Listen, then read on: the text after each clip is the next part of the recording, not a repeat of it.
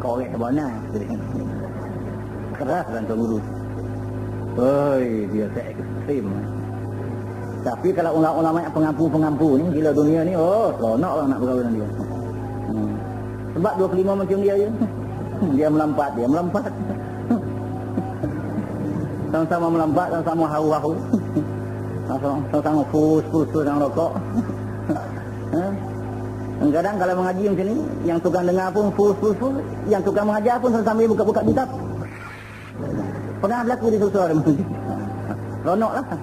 Sini kita seronok sambil relax mengaji gitu. Sambil makan rokok. Jadi Rasulullah kata di akhir zaman orang lari daripada ulama yang amilin. Kecuali orang yang baik-baik saja. Dan lari daripada fuqaha. Fuqaha ni ada di PK yang boleh mengeluarkan hukum ni halal, ni haram, ni sah, ni batal, ni wajib, ni sunat, ni boleh, ni tak boleh. Bila berlaku di zaman itu yang mana umat Rasulullah akan lari daripada ulama dan para fuqaha, apa Allah akan timpakan kepada umat Rasulullah? Saya bertalihimullahu bi salasi baliyat. Maka Allah akan menimpakan mereka itu, mana umat Rasulullah tadi, dengan 3 bala.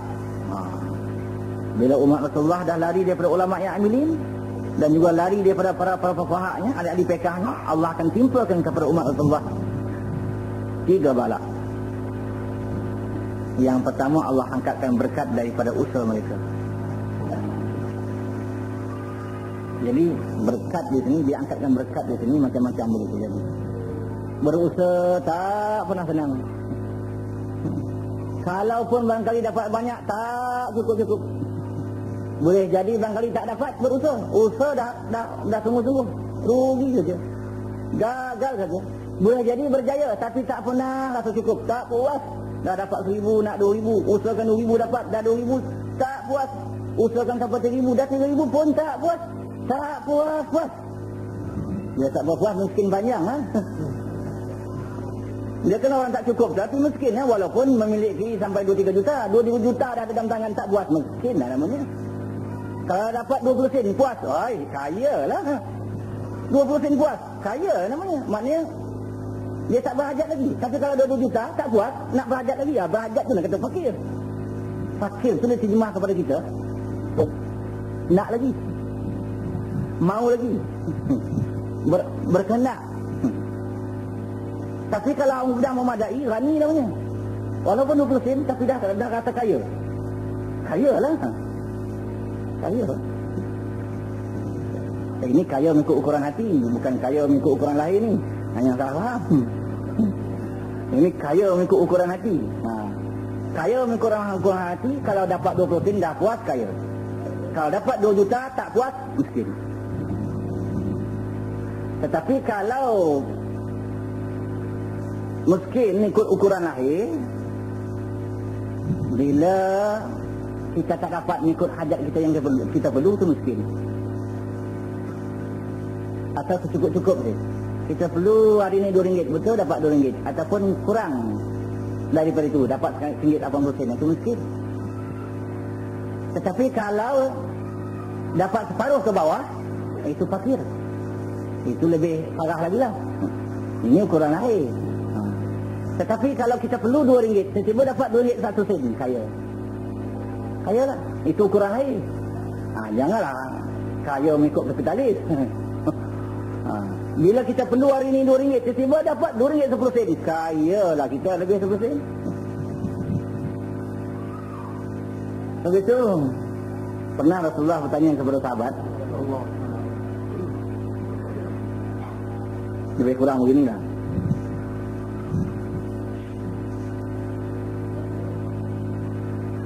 Engkau ada isteri? Ada, kata sahabat. Engkau ada rumah? Ada, kata sahabat. Oh, kaya lah, kata Rasulullah. Dia tanya, engkau ada rumah? Ada isteri? Ada. Engkau ada rumah? Ada. Oh, engkau kaya. Kebetulan sahabat ni dia ada orang gaji. Dia tahu lagi. Saya orang gaji pun ada, Rasulullah. Oh, kalau macam tu engkau raja.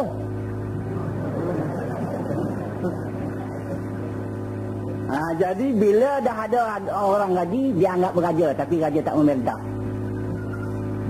Setarap dengan raja. Cuma raja tak memerintah, tapi setarap dengan raja. Jadi kalau begitu, kita ada rumah tak? Yang ada rumah, kena lamanku ada rumah ya. Ada isteri tak? Ada isteri kaya. Siapa ada orang gaji? Raja. Raja. Mungkin mengkali banyak juga yang jadi raja ni. Tapi raja tak memerintah. Kaya pun banyak ni. Bila ada isteri, ada rumah, dia anggap kaya. Tetapi kalau ada rumah saja, tak ada isteri, belum kaya. Ada isteri, tak ada rumah, lagi lah.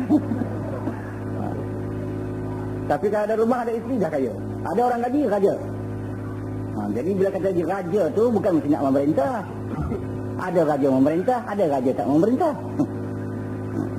Jadi setarap dengan raja. Jadi kita bahas di sini, dan kitab ini kaya mengikut ukuran hati, bukan lahir.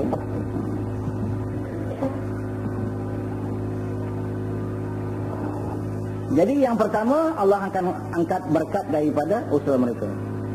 Usaha, rajin sungguh berusaha, dah bertenaga, tak dapat. Gagal dia, boleh jadi. Boleh jadi berjaya, tapi tak puas-puas. Boleh jadi berjaya, dapat untung banyak. Tetapi dunia yang kita dapat tu tak membantu kita menjadi orang yang bertakwa. Apa yang kita makan tak menjadi jiwa yang bertakwa. Itu semua dianggap tidak berkat. Tak berkat. Itu yang pertama. Yang kedua, wasaniyatu yusallitullahu ta'ala alaihim sultanan zalima. Allah Ta'ala akan menguasai di atas umat Nabi Muhammad itu raja yang zalim. Atau dengan kata-kata yang lain, pemerintah yang zalim untuk membalas kejahatan mereka. Jadi balak yang kedua, Allah utus pemerintah yang zalim-zalim mengkuasai umat Rasulullah sebagai hukuman ke atas umat ini yang sudah lalai. Sebelum dapat hukuman di akhirat, Allah hukum dulu di dunia. Jadi kalau begitu, di sini dapat kita faham, kalau nanti ada pemerintah yang zalim, janganlah salah pemerintah saja. Sebab Allah tidak akan hantar pemerintah yang zalim kalau rakyatnya belum zalim. Kalau rakyatnya belum jahat, kalau rakyatnya baik, insya-Allah akan tertegak kerajaan yang baik. Tetapi manakala kerajaan itu sudah jahat, menggambarkan rakyatnya jahat. Jadi kalau kita nanti berhadapan dengan kerajaan yang zalim, kita sama-sama minta ampun banyak kepada Allah. Kerana kita sudah berdosa ramai-ramai itu. Kerana dosa bersamalah yang Allah utus orang-orang zalim mengkuasai tengkuk-tengkuk kita. Jadi di samping kita mengingatkan orang atas, pemerintah, nasihatkan mereka, kita kena membaiki diri kita, menyesalkan diri kita. Kenapa? Allah tidak akan lakukan pemerintah yang zalim itu kalau rakyat ini belum zalim lagi. Sebab itu kalau kita rakyat ini menjadi orang yang salih-salih, insya-Allah pengusaha-pengusaha yang jahat ini akan hapus dengan sendiri. Pemerintah-pemerintah yang jahat di dunia ini akan hapus dengan sendiri. Tapi dengan syarat kita rakyat ini mesti menjadi orang yang baik. Ya memanglah orang yang baik tentu lantik orang yang baik kan. Ketua tu kan dilantik oleh orang ramai kan. Ya, orang baik tentu dia tahu orang baik. Orang jahat tentu lantik orang jahat. Itu tak? Kalau ada semua pencuri, tentulah ketua terlantik pencuri. Pencuri 30 orang, sembahyang kaki sembahyang 2 orang. Tak naik, takkan naik yang 2 orang tu. Tak naik. Jangan haraplah kita cuba berlawan lah. Tak usah berlawan lah. 2 kaki sembahyang, 30 tak kaki, semua kaki wayang. Ya? Kemudian nak harap jadi pemimpin, takkan dapat. Tentulah kaki wayang tu yang kena naik, biar ramai. Jadi menunjukkan pemerintah tu bayangan masyarakat, bayangan rakyat, bayangan orang ramai.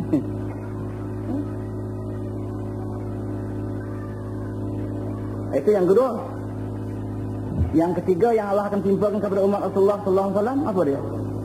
Ini yang paling balak, yang paling besar, paling takut Allah awalnya billah. Ngeri betul ni. Wasalisatu yakhrujuna minad dunya